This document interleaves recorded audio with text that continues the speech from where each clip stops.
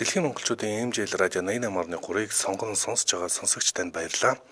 7 хоног бүрийн 7-оос 8 цагт танд хүрдэг Дэлхийд өнөөдөр нэвтрүүлэг эхлэхэд бэлэн болсон байна.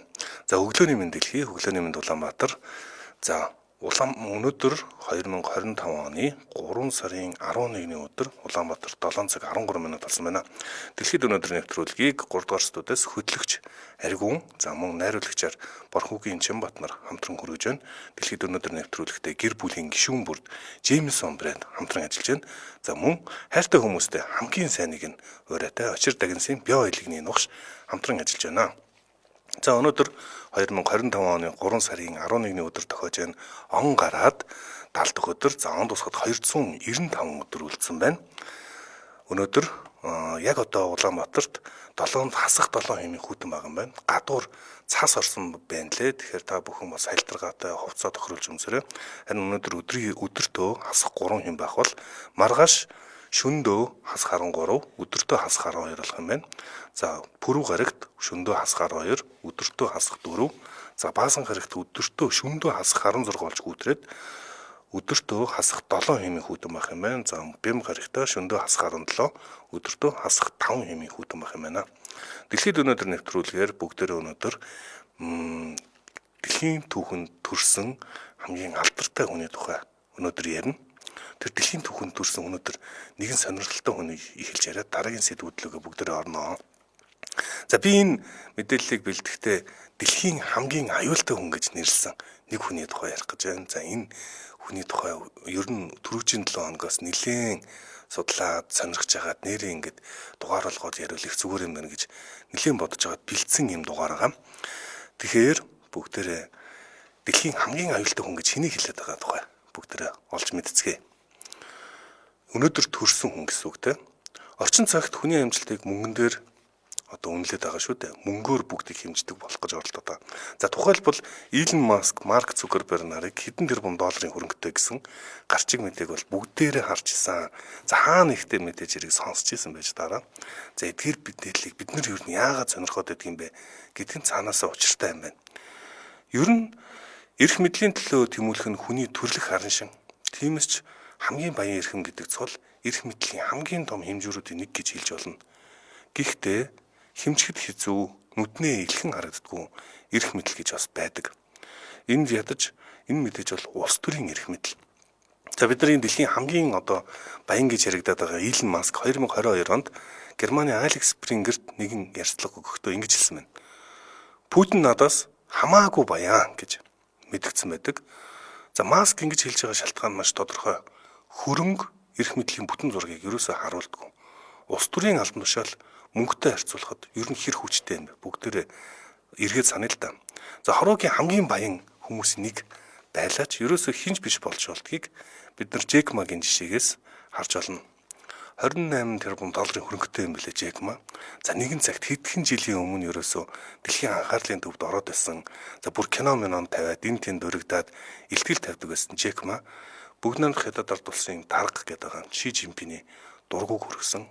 За хятадын ер нь хөрөнгөний зах зээлийг буруу шаагаад шүүмжлснээсээ болоод одоо бангдуулсан гэж ярьдаг та. Бангдуулсан байгаа юм. За бангдуулаад ердөө түүнээс хойш одоо маш олон жил чив чимээгүй болсон байна. Тэгэхээр энэ утгаараа бас улс төрийн албан тушаал ямар илүү эрх мэдэлтэй вэ гэдгийг харуулж байна л та. За мөнгө байлааж улс төрийн мэдлэгүй бол ерөөсөө дээрлэхүүлээд байдаг юм байна. За улс төрийн эрх мэдэлтэй ч хөрөнгөгүй бол цаг хугацааны боол болт юм байна. Тэгвэл Джек Ма шиг хөрөнгөтэй Ши Жинпин Путин нартай энэ тэнцүү улс төрчдөд дээрлэхүүлдэг биш бүр тэднүүсийг томилдог эрхэм байдаг гэвэл та итгэх үү? 20 дугаар зууны босгон дээр дэлхийн хамгийн чухал асуудлуудыг шийдсэн Маргарет Тачер, Их Британий ерөнхий сайд, Рональд Рейган, Америк нэгдсэн улсын ерөнхийлөгч, Жорж Буш, за мөн Их Британий ерөнхий сайд Тони Блэйр нар нэг хүн эрхэмтэй гар барьж байж тэр албан тушаал дээр очисон байдаг. За тэр гар бариад барих шаардлагатай энэ том улс төрчдийн одоо гуйлгадаг эрхмийн нэрийг Руперт Мурдок гэдэг байна. За Руперт Мурдок өнөөдөр 94 нас хүрж байгаа. CNN-ийн үүсгэн байгуулагч Тэд Тернер түүнийг дэлхийн хамгийн аюултай хүн гэж нэрлсэн байт юм байна. За тийм учраас бид нар Руперт Мурдокийг дэлхийн хамгийн аюултай хүн гэдэг гарчгаар өнөөдөр мэдээлэл олгож хүргэж байна. За Murdoch гэж хин юм бэ?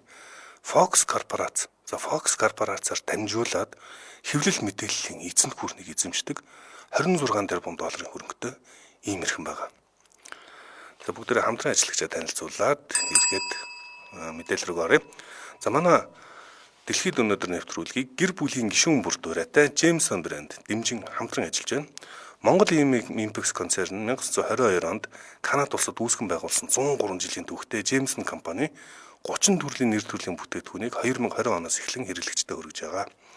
Өндөр тунтай омега 3, олон төрлийн витамин, пробиотик, магний, цайр, төмөр, зэрэг, эрдэс бодис, үе мөчний глюкозамин, мелатонин дархлаа дэмжих болон гоо сайхан буюу үс арьс хомсны витамин зэрэг олон нэр төрлийг хэрэглэгчдэд сонголт болгон санал болгож байгаа. За тэгээд Jameson брэнд бүх бүтээгдэхүүнээ зах зээл дээр хамгийн аюулгүй, цэвэр, үр дүнтэй байлгахын тулд Канадынхаа стандартыг давж илүү шилдэгт хүрэх 360 pure чанарын амлалт өгдөг юм байна.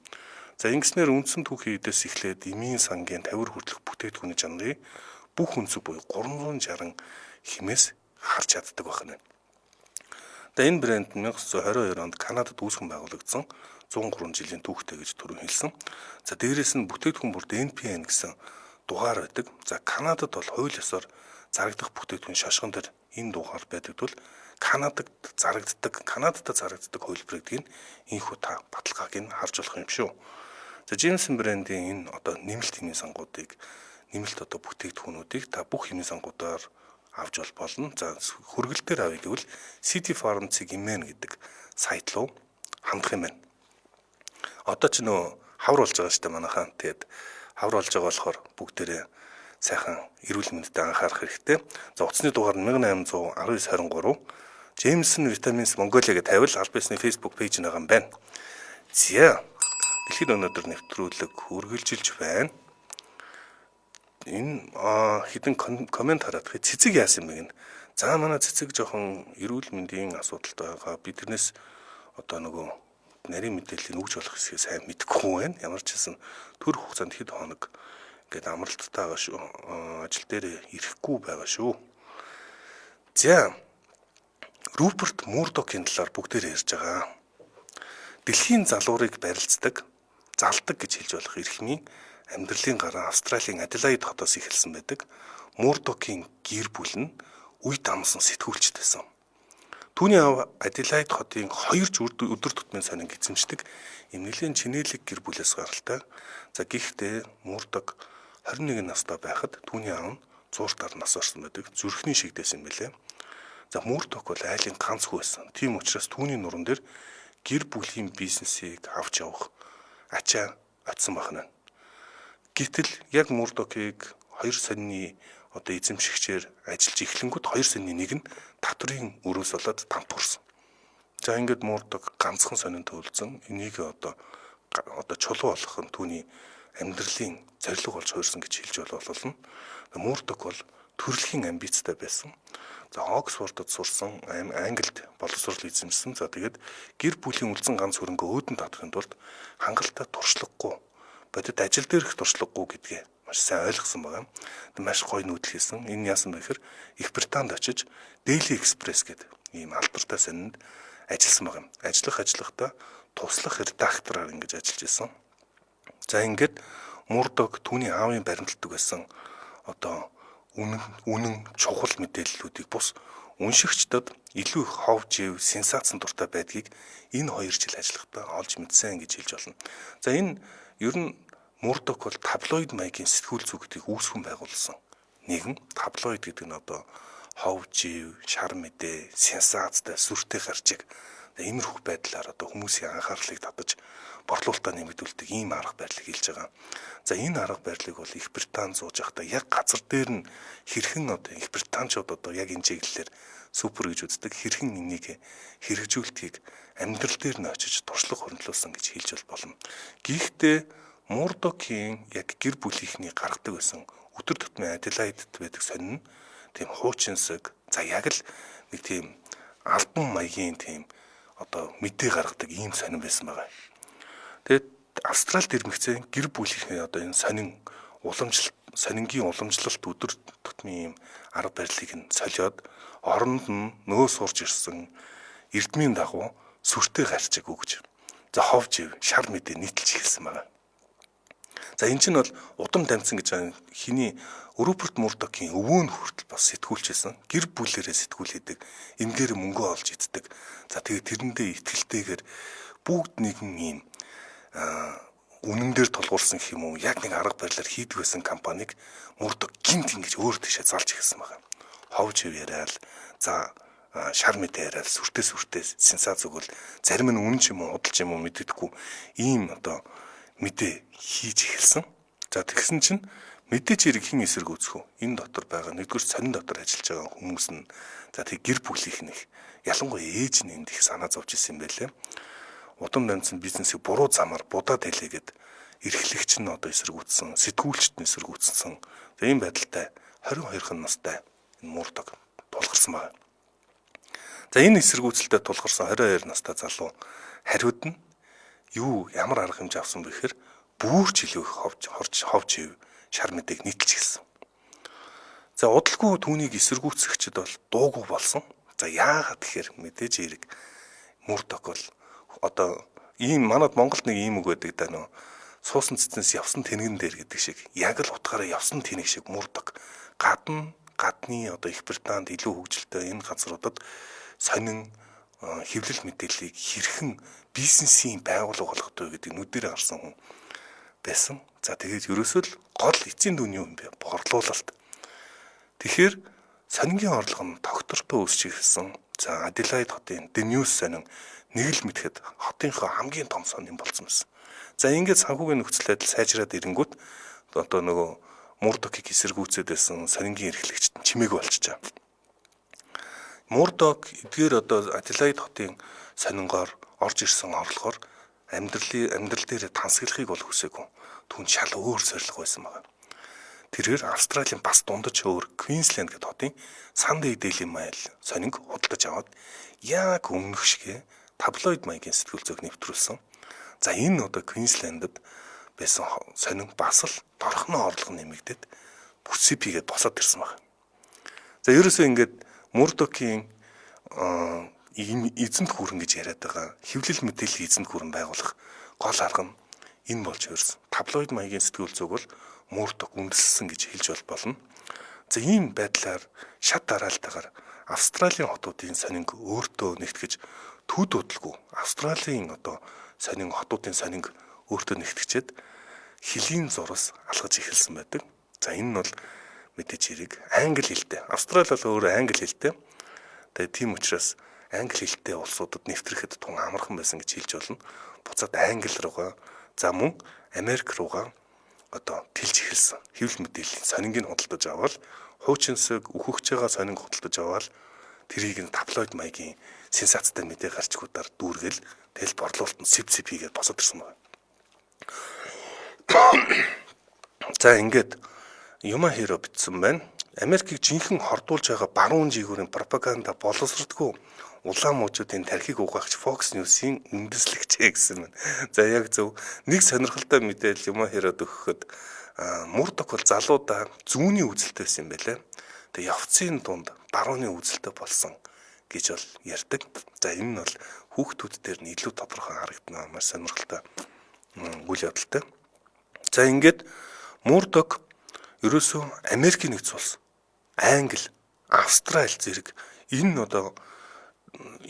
улсуудын сонингийн зах зээлд нь ноёрхож эхэлсэн. Сонингоор тогтоогүй. За ингээд зогсоогүй. Телевизийн зах зээл рүү орж ирсэн. 1979 оноос нэвтэрч өдгөө хүртэл түүний байгуулсан эзэнт хүрэн тэлсээр байгаа. За та бидний сайн мэддэг 20 дугаар зууны Fox News, The Wall Street Journal, New York Post, Их Британий The Sun, Их Британий The Times, Их Британий Sunday Times зэрэг хамгийн алдартай хэвлэл мэдээллийн брэндүүд нэг хүний эзэмшилт байдаг гэдэгт одоо итгэмээргүй надад санагдаж байна. За тэгэд болоогүй. Та бид нар илүү магадгүй ойрхон санагдаж магадгүй Simpsons, X хүмүүс, Avatar, Хатуу самар, Alien зэрэг гих мэт жишээ нь эдгээр кинонууд түүний удирдлаганд ор түүний эзэмшиж байдаг компаниудын бүтээсэн бүтээлүүд юм байгаа. Тэгэхээр яалтчгүй биднэрт бол ойрхон брэнд брэндүүдийг эзэмшдэг хүн болж таарж байна. За төмөр хадагтай Маргарет Тачер Роберт Мурдогтой эвсэж Мурдог түүний сонгуулийг дэмжиж ерөнхий сайд болгоход гол нөлөө үзүүлсэн байдаг. За Их Британд бол мэдээж хэрэг Австралийн нэгэн эрхэм хурж ирээд бизнесийн ялангуяа хэвлэл мэдээллийн салбарыг нь базаад эхлэхэд энэ чинь бас хариу хориг арга хэмжээнүүд олон байсан. За энэ одоо ерөнхий сайд Их Британий ерөнхий сайд болгосных нь хариуд нь түүний бизнесийн үйл ажиллагаа боломжуудыг нээж өгсөн байдаг. Тэгэхээр энэ улс төрийн албан тушаалтнуудыг хүртэл томилдог, тэднээс нөлөөлдөг. Маргарет Тачер бол одоо Их Британыг дайны үед одоо Фолкландын дайны үед том эдийн засгийн одоо шинжилэл бодлого боловсруулалтанд чухал нөлөөтэй байсан эрхэм гэж харагддаг шүү дээ. За тэгээд түүний дараа бас Их Британий ерөнхий сайд байсан Тони Блэр сонгуулийн өмнө Мурдогийн дэмжлэгийг авахын тулд Австрали руу өөрийн биеэр нисч очиж 95 онд оролцсон байдаг. Тони Блэр бол 97 онд ерөнхий сайд байсныг бүгдээр мэдж байгаа. За ингээд харахаар ерөөсөө нэгдүгürt мөнгнөөс гадна бас ерөөсөө хамгийн гол эрх мэдлийн нэг одоо урсгал бол эрх мэдэл бол мэдээллийн урсгал гэж хэлж болно. Мэдээллийн урсгалаар дамжуулж дөрөвний яг юм хэрэг хэлжсэн шиг хүмүүсийн тархийг угааж хэмэнд нөлөөлж улс төрийн эрх мэдэл авах одоо гол түлхүүр нь гол учиг нь энэ хэвлэл мэдээллийн байгууллагуудад. Гэтэл Мурдог хэвлэл мэдээллийн байгууллагуудаар мөнгө жолоод за тэднээсээр улс төрийн эрх мэдэлж ороод идэг ийм маш дэлхийн юу гэх юм маш онцгой байр суурин дээр байдаг ийм эрхэм болж таарад байна л да.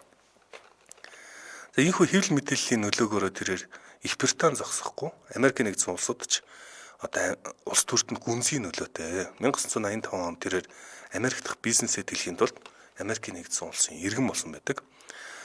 За түрүүн хэлсэн Рональд Рейган ялангуяа одоо энэ Дональд Трамп одоогийн Америк нэгдсэн улсын ерөнхийлөгч байгаа Дональд Трампын нам болох бүгд найрамдах намуудтай илүү дотны харилцаатай. Яагаад тэгэхээр Роберт Мурдог өөрөө барууны үзэлтэй гэж хэлсэн тийм. За тийм учраас барууны одоо үзэл баримтлалыг дэмжиж байдаг. Гэхдээ одоо энэ хоорондоос ерөнхийлөгч байсан Билл Клинтон, Барак Обама нартай бас аятайхан харилцаатай байсан. Хаяа дэмжиждэг ийм хүн юм бэлээ. Эрх мэдлийн төлөө яхаас ч буцахгүй ийм арга барилаар ингэтлээ томорсон Мурдог. За тэгэд энэ зам үргэлж эрсдлийг дагуулж байдаг гэдгийг огт эрсдэлгүй дардан замаар яваад ирээгүй гэдгийг ойлгох хэрэгтэй. Эрсдэлтэй л ерөөсөө орооцолтод байсан байгаа юм. Заримдаа худлаа гарч өгөх нь хэрвээ худлаа гарч өгвөл тэрэн сүүлд нь одоо хүзүүг нь ороогод байдаг тийм талтай. Дээрээс нь мэдээллийг одоо хүмүүсийн хов живийн тухай ч юм уу хэргийн тухай мэдээллийг авахын тулд яахаас ч буцахгүй арга барилтай байдаг нь 2011 онд ил болсон. За ерөөсөө Мурдог ингэсээр мангас бүтээсэн буюу хэвлэл мэдээллийн тийм мангас шиг байгууллагуудыг бүтээсэн гэдэг ийм одоо яриа бий болсон. За энэ яагаад ийм асуудал яригдах болсон бэ? Олонний анхаарал нь эргээд энэ Fox News Мурдог болон түүний одоо эзэмших компаниуд ийм яс суртахууны асуудалд одоо хүмүүсийн шүүмжинд өртөд эхэлсэн бэхээр Мили Даврын нэгэн эргээс болсон. 2011 онд Роберт Мурдогийн бизнесийн эзэнт гүрэнтэй холбоотой том сенсац олон дийл болсон. Их Британий News Corporation алдарнуудын одоо хов живийг олохын тулд яасан бэхээр утсыг нь чагнадаг, утсыг нь хаагдаж хууль бус аргаар мэдээлэл цуглуулдгийг өрсөлдөгч The Guardian сонин илчилсэн байна. За хамгийн том асуудал нь мэдээж хэрэг энэ дотор Мили Давлар хэмээх 13 наснда алуулсан охины хэрэг байсан байна. Мили Давлар 2002 оны 3 сард Орос руу алуулсан. За түүнтэй холбоотой мэдээллийг олохын тулд түүний voicemail гэдэг одоо дууд шууд ингэж ярьдаг шүү дээ. Бидэн лүү одоо залгаад утсаа авахгүй болохоор дууд шууд үлдээчдэг. За энэ одоо хувийнх нь дууд шууд нь л News корпорац нэвтэрч дууд шуудангуудыг сонссон байгаа юм. За тэгээд болоог хамгийн гол нь шинэ ирсэн дуучид одоо ингээд дуучид нь чинь тухайн үед 2002-3 онд чинь дуучиудан нэг 10-ыг авдаг өлөө 20-ыг авдаг гэсэн тийм багтаамжтай шинээр ямар дуучид ирж байгаа вэ гэдгийг мэдхийн тулд хуучныг нь устгадаг байсан. Одоо энэ хүүхдүүд бол мэдгүй байх. Тэгээ яасан бэ гэхээр News корпорац Мили Давларын хувийн одоо дуучид нь нэвтэрч ороод дүүрсэн байхаар нь дуучидын хуучин одоо дуучидангуудыг устгасан байна. Шинэ дуучидангуудыг авахын тулд за ингэснээ хамгийн гол нь бусдад мэдэгдээгүй тэр дотор нь эцэг ихт нь мэдэгдээгүй. Хууль хүчний байгууллагууд бид нар ингээд дуучуудын руу нэвтрээд орчлоо. Ийм мэдээлэл бэлээж гэж хэлэхгүй. Энэ чинь өөрөө хэргийн явцад нөлөөлж байгаа аимшигтай асуудал үүсгэж байна. За харин эцэг их нь хамгийн гол нь тэр ихэнх дуучуудангууд эцэг их нь хайртай дотны хүмүүс нь л явуулаад байсан болж тарж байгаа шүү дээ. Тасралтгүй дуучууд үлдээж байсан байгаад гинт дуучууд ингээд авахгүй байжгаад хүлээгээд аваад эхлэнгүүт охин нь амьд байна гэд бодсон баг. Амьд байна гэд хуурамч итгэл олоод авсан байгаа юм. За энэ хоосон итгэлд одоо хууртаад илүү удаан дарчилсан байдаг. За ер нь хайртай дотны хүмүүс алдна гэдэг бол хэцүү. Гэтэл дунд нь зөвхөн хэвлэл мэдээллийн байгууллага орж ирэнгүүтээ зөв самраа хийцэн гэж хэлж болно. За дуучууданга олсон мэдээлэл хамгийн амар нь The News гэдэг одоо энэ сонин нийтлэлцэн мөрдөн шалгах ажиллагаанд цаадуулахын сацуу ховийн хөөрхий тэр охины эмзэг одоо мэдээллүүдийг ховийн мэдээллүүд нь ерөөсөө үл тоомсорлоод нийтэлсэн байна. За Мурдокийн үндэслэн таблоид маягийн сэтгүүл зүй мэдээллийн төлөө яахаас ч буцдаггүй. Энэ аимшигт арга барил одоо хэр магадгүй энэ одоо бидний амьдарч байгаа дэлхийд ноёлсоор байгаа гэж хэлж болно. Үүнээс болоод маш их одоо асуудалд бол орж исэн. Бүгд найрамдах намч гэсэн байхгүй болсон дөө. Трампын культ намл гэж байгаа гэсэн байна. Юма хэро. Батбаяр Бата, Илон Маск CNN-ийг хултан авах сураг ажиг дуулдаад байна уу үгүй юу л гэж байна. За тэрийг нь бол би сураг сонсоогүй юм байна. За Америкийн жинхэнэ хордуулж байгаа гэдээ түрүүн хэлжсэн. За Мурдокийн гэр бүлийн талаар ярихад хамгийн сонирхолтой сэдв нь Мурдокийн гэр бүлийн драма байдаг. За Мурдок өдгөө яг өнөөдөр 94 насаар хүрч байна. Гэхдээ 94 нас гэдэг бол сайхан нас байгаа юм. За энэ бол яг үнэндээ одоо нэг жоохон өндөр нас болоод ирэхээр монголчууд хөгшин хоньны насгүй болсон гэж ярьдаг. Мурдок өөрөө хөгшин хоньны насгүй болсон. Гэвтэл дэлхийн одоо маш их нэгдүгürt хөрөнгө байгаа. Маш их хөрөнгийн тухай яригдаж байгаа. 28 тэрбум 30 тэрбум долларын одоо хөрөнгө яригдаж байгаа. Энэ их хөрөнгийг хэн удирдах? За дээрэс нь одоо дэлхийг магадгүй залалцдаг хэвлэл мэдээллийн энэ эзэнт хөрөнгө хэн удирдах юм бэ гэдг нь ерөөсөө өв залхамжлалын асуудал нь хамгийн гол анхаарлын сэдэв болоод байдаг. Тэгээ энэ сэдэв түүнтэй холбоотой хамгийн олонний анхаарлыг татсан илүү сонирхолтой сэдэв гэж хэлж болно. Мурдокийн гэр бүлийн өв залхамжлалаар сэдэвлж бүтээсэн 2018 онд Succession гэдэг нэртэй ийм өв залхамжлал гэж орчуулж болно. Ийм нэртэй цуврал гарч ирсэн. За энэ цуврал IMDb 8.8 үзүүлэлттэй 2023-22 оны Эмигийн шилдэгч цувралаар шалгарч ирсэн. Нийт 19 Эмитэй ийм цувралаа. За тэр чигээрээ бизнес эзэнт хүрнийг бүтээгчдийн хүүхдүүд тэдгэрийн тэмцлийн тухай өгүүлдэг. Маш одоо Мурдокийн гэр бүлээс бараг тэр чигээр нь санаа аваад ерөнхийг нь хийцэн гэж хэлж болох юм байлээ. За цуврал ингэж их анхаарал татаад байдагт ерөөсөө гайх юм байхгүй. Учир нь түүний өв залхамжлалын асуудал угаасаа ерөөсөө яг кино шиг л байдаг юм байна. За сүүлд манай найруулагч одоо царийг нь харуулах байх. Сүүлд энэ нөгөө 3 сарын өмнө Америк нэгдсэн улсын Невадагийн шүүх Руперт Мурдокийн хүслийг хэрэгсэхгүй болгосон байна. Сүүлд буюу 2024 оны 12 сард шүүхийн асуудал дүнгэж саяхан гарсан. Яг одоо энэ асуудал одоо эдгэрийн өв залхамжлалын асуудал хэрүүл тэмцэл гэр доторх маргаан нь одоо яг одоо эд өрнөж байгаа. За тэгэхээр одоо хаашаа ирэх нь бол тодорхой хариу болоогүй байгаа гэсэн. За энэ хүсэлт ямар учиртай хүсэлт байсан бэхээр Мурдок бүх хүүхдүүдтэй биш зөвхөн том хүдэ холдинг компани эрх мэдлийг төвлөрүүлэх юм зорилготой шүүхэд хүсэлт гаргасан байгаа. Америк нэгдсэн улсын Невада мужийн шүүхэд. За өдгөө 94 настай болсон ийм өвгөн хүүхдүүдийнхээ дунд нь ороод хэрүүлд нь оролцоод нэгнийхэн талд нөгөөдүүлэх эсрэг бүр шүүхтэх болсон юм шалтгаан нь юу вэ гэдэг. За хариулт нь бол мэдээж хэрэг ойлгомжтой. Түүний бусад одоо хүүхдүүд нь шүүхтэх хэмжээний хурц зан авиртай, амбицтай. За шүүхтэр Руперт Мурдокийг ууган том хүүтэй хамт мад тавих хэмжээний чадaltaй ийм чадварлаг ийм залуучууд хүүхдүүдтэй байж таардаг. За ийм одоо ингээд нэгэн ийм том эзэнт хүрнийг өвлөөд авах тэгсэн мөртлөө хин аль нь тэр одоо нэг нь хүчтэй байхаар нүүдүүл ингээд дагаад явцдаг бол Руперт Мурдокийн хүүхдүүд хоорондоо ийм чадвараар өрсөлддөг гэх юм уу? Алийг нь аль гэх боломжгүй юм энэ тэнцүү юм өрсөлдсөн аимшигтай амбицтай юм хүүхдүүд гарч хоорондоо өрсөлдөд байдаг. За одоо яг шүүхтэлцэлт нь яг одоо болж байгаа гэж хэлсэн. Хамтран ажиллагчаа танилцуулаад өргөжлүүлье. За манай Дэлхийд өнөөдөр нэвтрүүлгийг хайртай дотны хүмүүстэй хамгийн сайхныг нь хүрээтэй Очир Дагинсын био илгэний нугш хамтран ажиллаж байна. За био брендийн илгэний нугш нь зүгийн балтай, цангис жимстэй, халапеньо халуун жинжүүтэй, за энгийн, ногоон сонгомтой, амтд шинжүүтэй, халуун ногоотой гэсэн 7 төрөлтэй юм байна. За эдгээр брендийн бүтээгдэхүүнүүдийг та супермаркет, хүнсний дэлгүүр болон хамгийн гол нь Очир Дагинсын нэрийн барааны дэлгүүрээс бүүний өнөр нодолтон авах боломжтой юм байлаа. Био брендийн илгэний нугшны үндсэн түүхийд бол үхрийн илэг байдаг. Тэгээд үхрийн илэг нь өөх тус нэгдүгürt багтай. За хамгийн гол нь илэг бол өөрөө маш их тижээллэг. За дээрэс нь үхрийн илэг учраас төргөн шингэн зис төмрийн өндөр агуулмжтай байдаг юм байна. За тийм учраас нойргүйдэл, цочрол, сэтгэл гутралын эсрэг үйлчилгээтэй, за мэдрэлийн системд эргээр нөлөөлдгөөс гадна нэмэлт витаминаар маш баялаг юм дархлаа дэмждэг бүтээгдэхүүн гэж хэлж болно.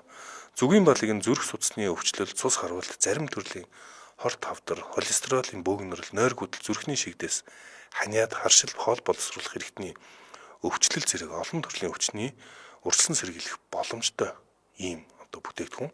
Цангис жимс нь бол бөөр шисний замын олон төрлийн халдвараас хамгаалдаг юм үйлчилгээтэй.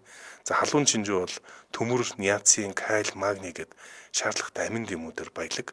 За ийм учраас үе мөчний өвчин, цэр ховхлох, хөл гарын мөөгөн цэр үүсгэс сэргийлдэг юм үйлчилгээтэй байгаа.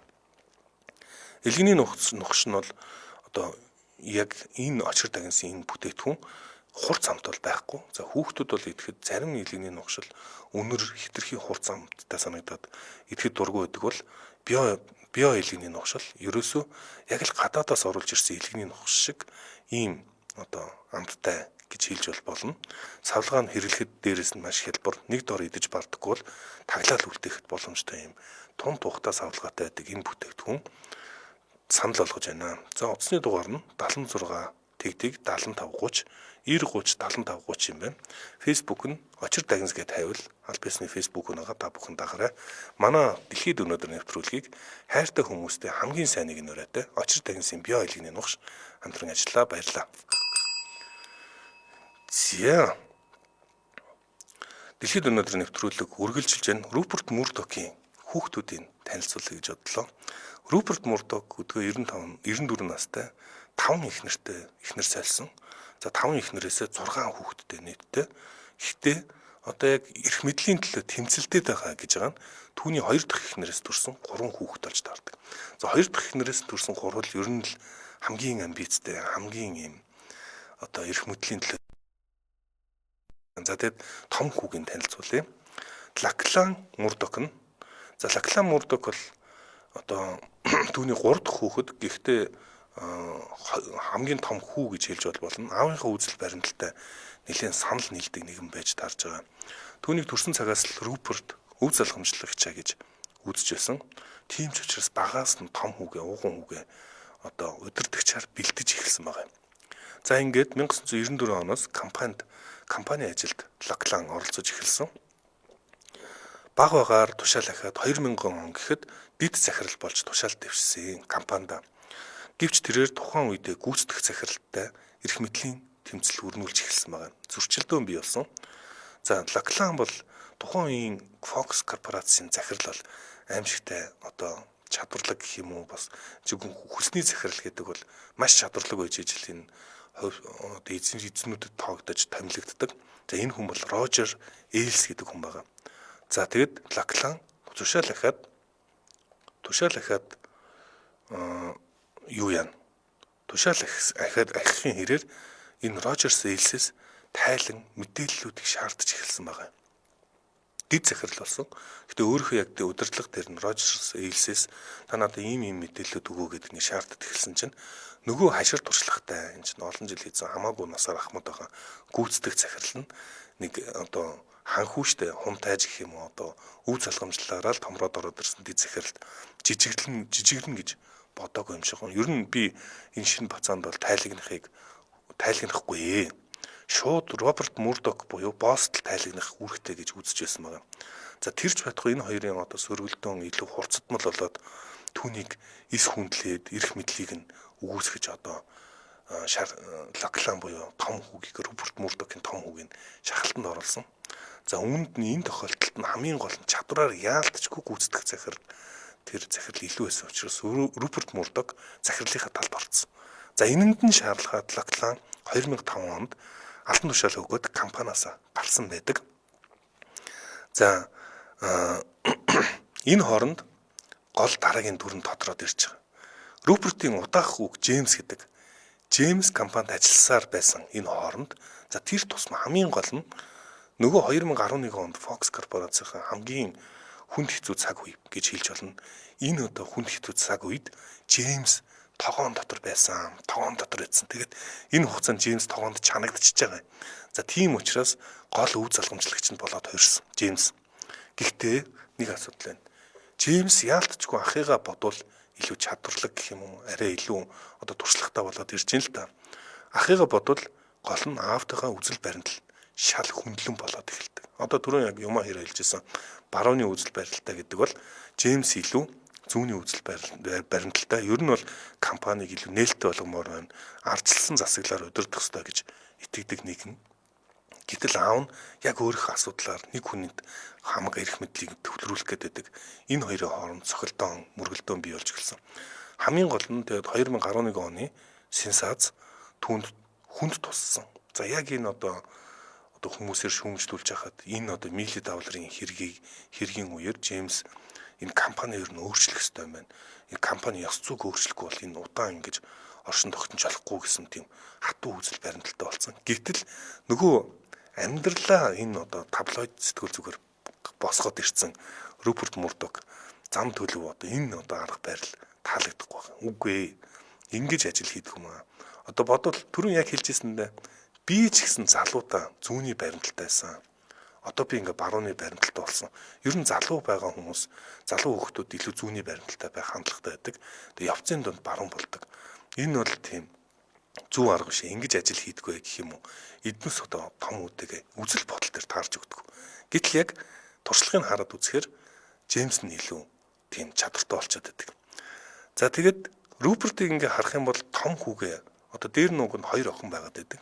Том хүүгээ одоо томилох гоо дараа нь эсвэл удаах хүүгээ томилох гоо ингэж оролдоод байгаа нэг тал харагдаж байгаа. За энийг мэдээж хэрэг бүгдээрээ эцгийн эрхт ёс гэж хэлж болно. Руперт Мурдокод эцгийн эрхт ёс итгэдэг нь одоо дамжиггүй харагдаж байна. Гэхдээ хэрвээ тэр хүүхдүүдээс хүүсийг нь биш чадварыг нь хардаг байсан бол Лаклан Джеймс аль нь ч биш өөр хүн тодорч гарч ирэх байсан. Энэ Элизабет Мурдок. За Элизабет Мурдок гэдэг бол одоо хоёр дахь их нэрийнх нь том охин нь. Элизабет одоо дүүнер шиг гэр бүлийн компанид л ханхүү хунтайж нар шиг заларч ирээд энэ одоо гэр бүлийн асуудал ерөөсөө оролцохгүйгээр яг өөрийн хүчээр шинэ бизнес босгоод за тэр өдөртөж бий болгосон бизнес нь маш амжилттай явж байгаа ийм бүсгүй байж таарад байдаг. За тэгээд хамгийн гол нь тэрээр гэр бүлийн өв залхамжлалын төлөө эрх мэдэл одоо хөрөнгөний төлөө тэмцэх шаардлагагүй ч Элизабет бас их тийм нөлөөтэй чадварлаг нэгэн болж таарад хамгийн гол нь одоо хүчний харьцаа гэх юм уу Руперт Мурдокийн гэр бүлийн хүчний харьцаа тэнцвэртэй болгож шалтгаан Элизабет Джеймсийг дэмжиж байгаа. За тэгэнгүүт 2014 онд Лаклан буцаад компанид иргэн орсон байдаг. Джеймстэй одоо үзэл бодлын хувьд хин Мурдок таарахгүй байгаа учраас Лаклан буюу ууган хүүгээ буцаагаад одоо эрх мэдлийн төлөө зүтгүүлж эхэлж байгаа. Тэгэнгүүт нь зөрүүлээд Элизабет яаж явах бусад хүүхдүүдийг нь базаад ард нь зогсоод урдаад Джеймсийг барьчаад Джеймсийг ер нь бол одоо өв залгамжлагч ер нь нийтээрээ яриад байгаа энэ ардсан системээр явна гэд энэ гэр бүл нь хоёр хуваагдаад ингээ хоорондоо зүгээр хил амаараа биш бүр шүүхийн тавцанд уулздаг ийм гэр бүл болж хувирсан. За гол нь одоо Элизабет бол яалтчгүй хуучинсаг арга барилд нь маш дургүй болж таарж байгаа. Тэгээд саналын эрэхтэй Элизабет аавынхаа Лакланы эсрэг Джеймсийг одоо дэмжиж энэ дан одоо яг идэх гал дээр байгаа. Би түрүүн хэлсэн 2024 оны 12 сард одоо Невада мужийн шүүхийн шийдвэр гарсан. За тэгээд тэрэн дээр нь одоо энэ Элизабет буюу Джеймсийн бүлэглэлийнхэн одоогоор ялцсан байгаа. За цаашдаа хэрэг нь одоо юу одоо яг бид нар одоо мэдэхгүй байна. одоо энэ үйл явдал яг одоо эд үрнж яваа учраас Мурдокийн гэр бүл ер нь Fox News корпорацийн хувь заяа цааш яах бол гэдэг нь одоо олонний анхаарал тунд байна. За энэ Роберт Мурдокийн хүн өнөөдөр 94 нас хүрч байна. За ийм маш сонирхолтой бас дэлхийн одоо том нөлөөтэй ийм эрхмийн төрсөн өдөр юм байна. За өнөөдөр тэмдэглэлт өдрийн тухай бүгдээрээ бас ярина. Ямар тэмдэглэлт өдөр болж байгаа вэ гэхээр өнөөдөр сантехникүүдийн өдөр юм байна. За сантехник гэдэг бол маш онцгой бас мэргэжил гэж хэлж болно. За сангийн хүмүүс чинь ер нь л нэг тийм онцгой. Тэгээд сангийн хүнээс бид нар хаяа хараад болчдаг. За нэг жорлон бөглөрлөө, баан бөглөрлөө гэхэд сангийн хүмүүсээс л хараад байдаг. Ус алдлаа гэхэд сангийн хүмүүсийг дууддаг. Ийм онцгой хүмүүс өнөөдөр баяраа тэмдэглэж байгаа юм байна. Өнөөдөр тэгэхээр дэлхийн сантехникчдтэй баяр хүргье. За мөн өнөөдөр дэлхийн түүхэнд ямар сонирхолтой үйл явдал болсон бай тухай ярьдаг. 2011 онд 3 сарын 11-нд бүгдээр маш сайн санаж байгаа. Японд одоо хүчтэй газар хөдлөлт болсон. За энэ газар хөдлөлт бол 9 балын газар хөдлөлт болоод за тэр газар хөдлөлтөнд цунами болоод 40 метрийн өндөртэй одоо юм далай хот руу тэр чигээр нь төрж орж ирээд олон мянган хүмүүс одоо эрсдсэн ийм үйл явдал болж исэн өдөр байна. За энэ хүрээд манай дэлхийд өнөөдөр нэвтрүүлэг өндөрлөх болсон байна. Манай дэлхийд өнөөдөр нэвтрүүлэгтээ гэр бүлийн гишүүн бүр дөрөөтэй Jameson брэнд за мөн хайртай хүмүүстэй хамгийн сайныг нураатай Очир дүгнсийн био хэлгийн нухш хамтран ажиллаа. Сонсогчдоо өргөжлүүлээд радио мэдээгээ хүлээн аваарай. 8 цаг 10 минутаас манай нэвтрүүлэг та мэдхүй нэвтрүүлгээр үргэлжлэх болно.